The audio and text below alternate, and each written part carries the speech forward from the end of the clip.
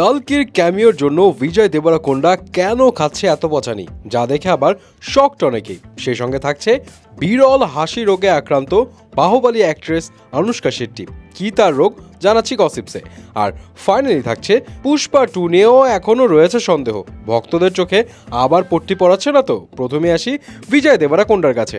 কালকি cinema নিয়ে প্রভাসের ফ্যানদের তো excitement আছেই, সেই সাথে বিজয় দেবরাকোন্ডারও কিন্তু এক্সাইটমেন্টের কমতি ছিল না। সারপ্রাইজিংলি কালকি ফিল্মে ক্যামিও ছিল বিজয় দেবরাকোন্ডার অর্জুনার রোলে, এবং সিনেমা হলে এটা দেখে অনেকে সারপ্রাইজও হয়ে যায়, আবার অনেকে অবাকও হয়ে যায় যে বিজয় দেবরাকোন্ডাকে অর্জুনার রোলে এভাবে স্ট্যাবলিশ করা হয়েছে। বাট এই ছোট্ট একটা রোলের পরেও এই নায়কটা ইন্টারনেটে অবসেশন হয়ে গিয়েছিল। ভক্তদের তো ভালোবাসা পাচ্ছিলই, একই সাথে আবার প্রচুর সংখ্যক মানুষ বিজয়ের রোল নিয়ে নেগেটিভিটিও ছড়াচ্ছে।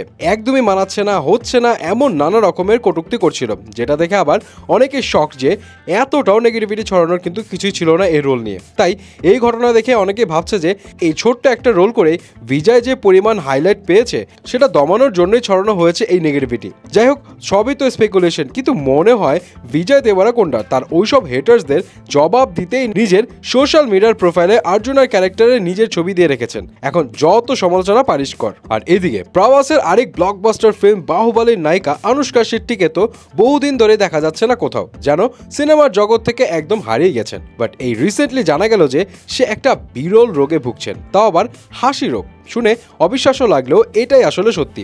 অনুষ্কা শেট্টি নিজেই জানিয়েছেন যে তার হাসির রোগ এতটাই ভয়ঙ্কর অবস্থায় পৌঁছে গেছে যে একবার হাসা শুরু করলে 15 থেকে 20 মিনিটের মধ্যে আর তার হাসি থামানোর সাধ্যই কারণেই। আর শুটিং সেটের সময় কমেডি সিন করতে গেলে নাকি মাঝে মধ্যে এমন হাসি আসে যে হাসতে হাসতে নাকি মাটিতে গড়াগড়ি খান। এমনও হয়েছে যে এই হাসির জন্য নাকি পুরো একদিনের শুটিংই বন্ধ করে দিতে হয়েছিল। অনুষ্কা শেট্টি কনফার্ম না করলেও তার যে সিনড্রোম এর কথা তিনি জানিয়েছেন, মেডিকেলের ভাষায় এমন একটা রোগ রয়েছে যাকে বলা হয় সিউডোবুলার ইফেক্ট। এটা একটা মানসিক সমস্যা।